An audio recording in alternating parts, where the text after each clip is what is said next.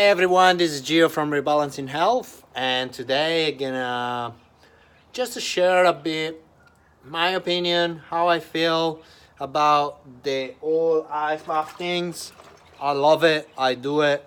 I'm not saying it's a bad things, but I think there is a lot of information on how good it is, and there is some misconception out there on how good it is. And so I just want to quickly share my um, my view. The reason why I say that, because ice bath is good. It's got a lot of benefit. Some already been um, clarified by scientists. Mitochondria. Um,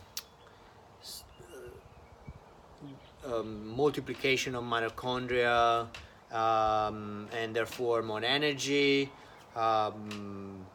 better resilience to stress, which is understandable. You jumping into a really cold bath full of ice, and that's a stressful event. So again, I'm gonna speak about it in this term. Stress is good, but balance with stress and the amount of that you're taking in. One thing that I see, it seems like a pretty big generalization that everyone is going to benefit from ice bath. Not all of us have the same amount of stress, and not all of us have the same lifestyle, and not all of us take care of the six principle or four doctors, however, Dr. Diet, Dr. Happiness, Dr. Quiet, and Dr. Movement, or six principles: thinking, breathing, hydration, nutrition, movement, and sleep. And why this is important is because if I take a professional athlete that eat organic food, that has enough rest, sleep 8 to 10 hours a night, has perfect diet, good diet, clean food, organic, drink enough water, take care of himself, do sauna, massage, and all of that. That's completely different from taking someone from the crowd that has a poor diet, poor sleep, rely on stimulants to stay awake, and so on, and put them in the ice bath and looking at the result. The person that has a poor diet, poor sleep, poor hydration, poor self-management, and etc., it will have a much higher stress level. And again, the circadian rhythm is this: at 6 a.m. in the morning, this is your cortisol level that is get released into your body to wake you up and be yourself, basically, to go and be able to do the things that you enjoy. When you have too much stress in your life, then you have this much cortisol into your body, and that's a lot of cortisol into your body. Stress hormone, in brief, stress hormone. There are different stress hormones, and therefore the amount of stress that you give into your body, let's say you are the unhealthy person that jumps into the ice bath, that may be the stroke that breaks the camel's back. And the reason why is simple. That's what I noticed on first experience with some people that do ice bath. They jump in there, and then they feel tired afterward. That's because you dump it too much, or you push it too hard. You maybe have already a low cortisol level in the morning because you already have too much cortisol through the day and too much stress hormones through the day, which that's your adrenaline as well, that keeps you, that your body tries to keep releasing into your body to keep you awake and keep doing. Adrenal fatigue or adrenal exhaustion, which is probably more clarifying, is the fact that all the cortisol is being released. And now, because you have so much stress, then it will impact your rest and regeneration time, and therefore the ability for your body to replenish your adrenal gland with your cortisol and stress hormones will be impaired, simply. So, the reason why I'm saying this is because is great, has a massive good effect onto your body. Some studies said, oh, your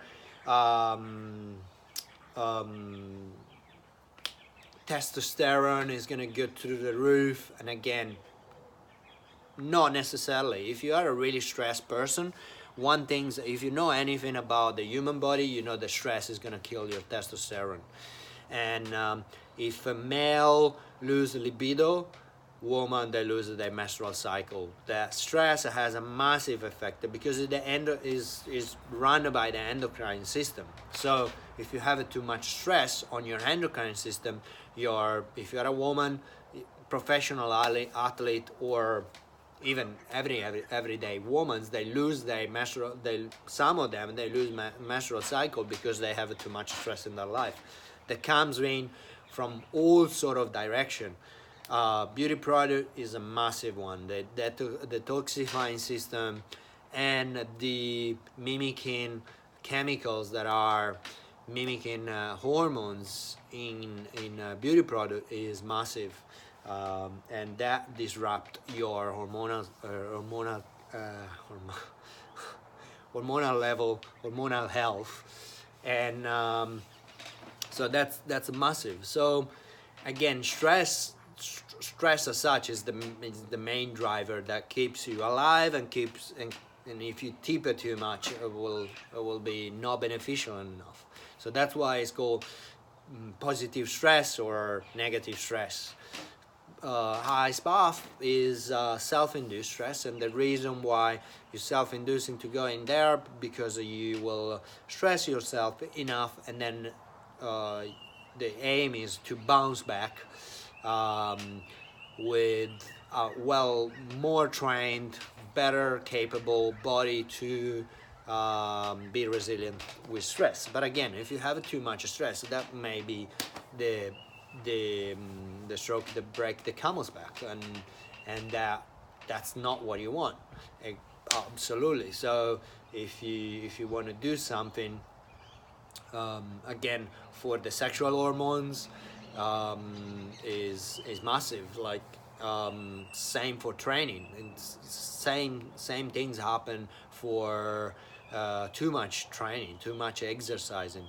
Athlete, women, they lose their menstrual cycle, and male, they lose libido.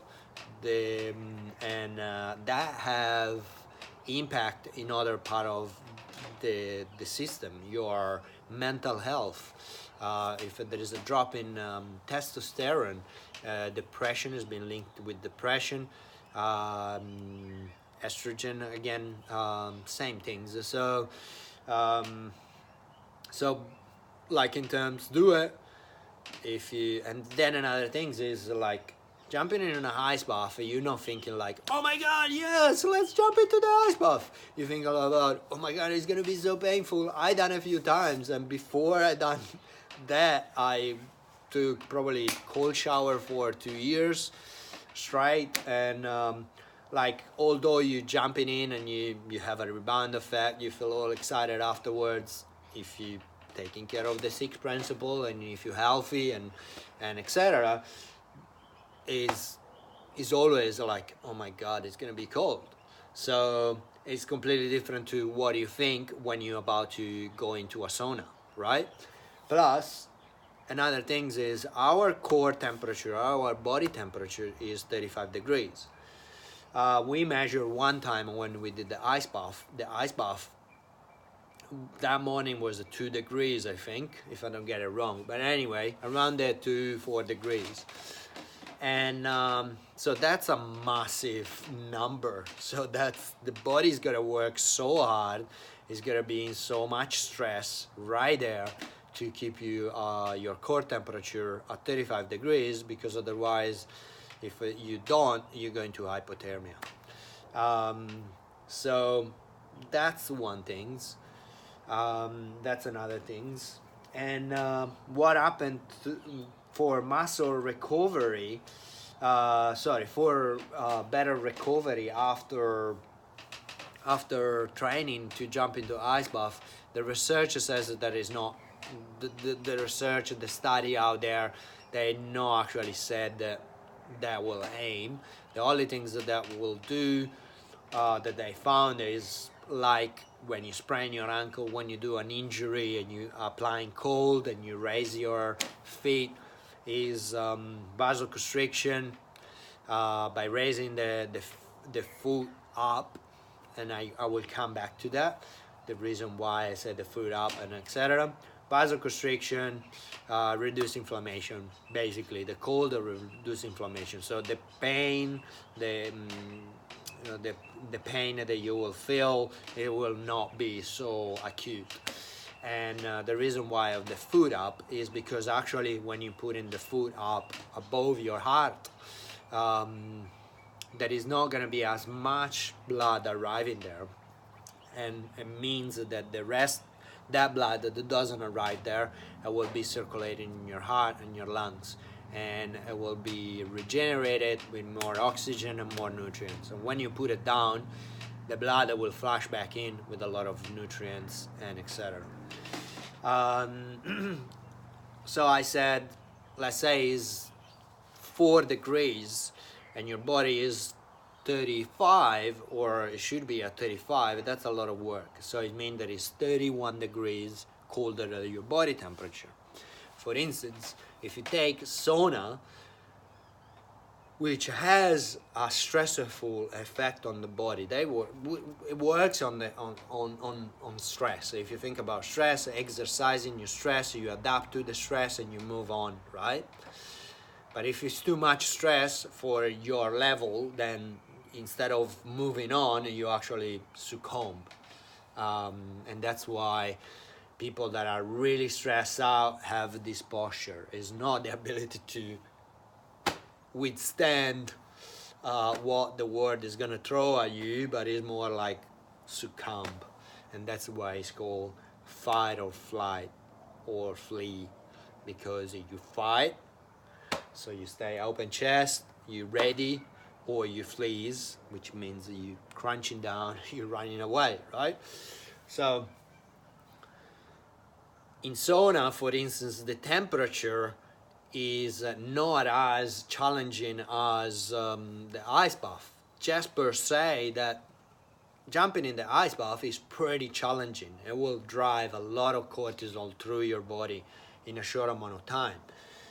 And the sauna, they go in between 40 to 60 degrees, the infrared sauna. That's what I read, but that's a spam and an average. So let's say that is 50 degrees is just 20 degrees higher than my body temperature. And what happened to my body, instead of my blood rushing to my vital organ and keep me warm and closing down all my capillary, closing down on my the pore of my skin to maintain the heat inside, it will actually do the opposite. So with cold, we have high blood pressure because the capillary vein, they shrink, and therefore the pressure to which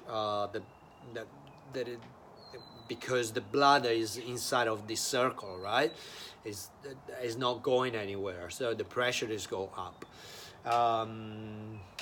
Muscle will shrink, pressure goes up, and instead with the heat is the opposite. Capillary will open up because otherwise we're going into hyperthermia, which is too much heat, which we experience a little bit when we get fever, when we get temperature, right?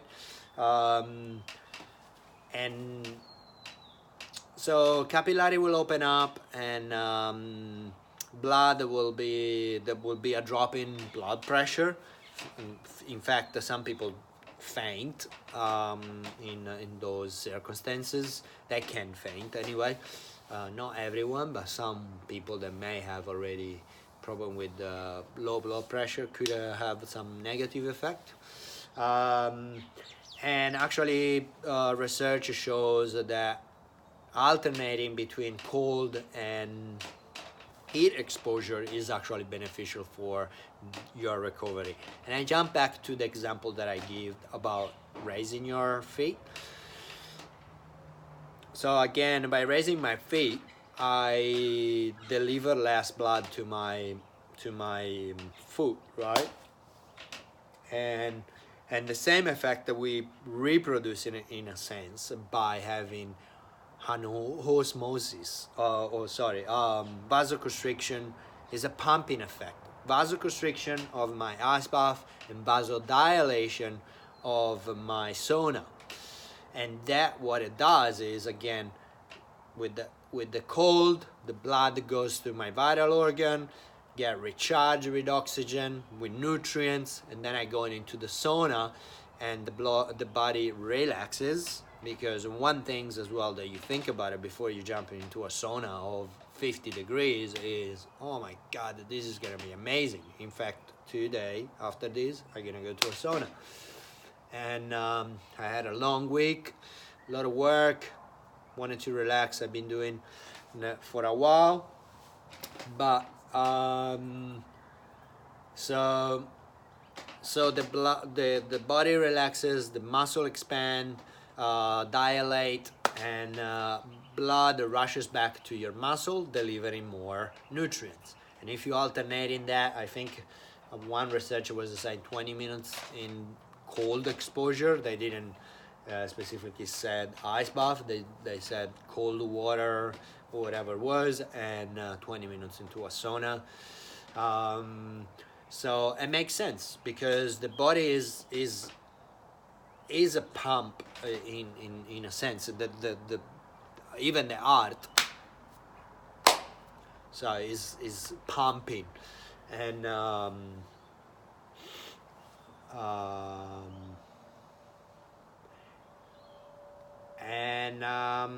yeah, so that's what helps. I'm gonna put some and so going back to why I did this video is to explain to people, first of all, you will become enlightened by doing ice bathing. I think it's pretty funny. Some people jump into the ice bath and scream and whoa, like it's already pretty traumatic for your body. I don't see why. But anyway, everyone does whatever they do. But yeah, to bring a bit of clarity, you won't become a Superman. You won't have raise your testosterone if not taking care of yourself, and you not have the best menstrual cycle ever if you're not taking care of yourself. However, if you are arriving and your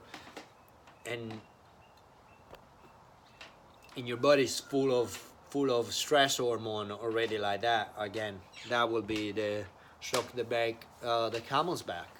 So yeah, just to explain what happened in brief, what happened to your body, how important is stress, self-induced stress. The same for sauna is a self-induced stress. The temperature obviously are quite different. 10 degrees, I don't know if you ever felt 10 degrees and 20 degrees. That is a big difference. You won't go out when there are 4 degrees outside nude. You go out if there are 45 degrees outside. It's a hot summer day, but you will go out. A lot of people do. But nevertheless, so you gotta be careful because it can be too much. So, and yeah, I mean, if you have any question, if you want to suggest me to read some other article, please send it through. This is just to not to not to not tell people not to do the ice bath, but to have a better understanding of what's going on as well when you're jumping into the ice bath. What's going on with you? Should you do it straight away? Should you maybe do it gradually? Should you also consider to eating better food, adjusting your sleep? Again, if you do it later in the afternoon, that will spark up your cortisol level. How long for?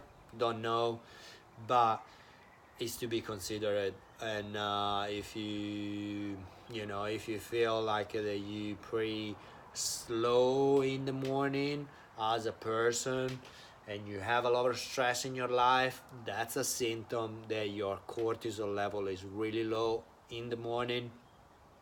You may want to consider to do some other things before, adjust your sleep, eat a better food, decrease the amount of stimulant you take in.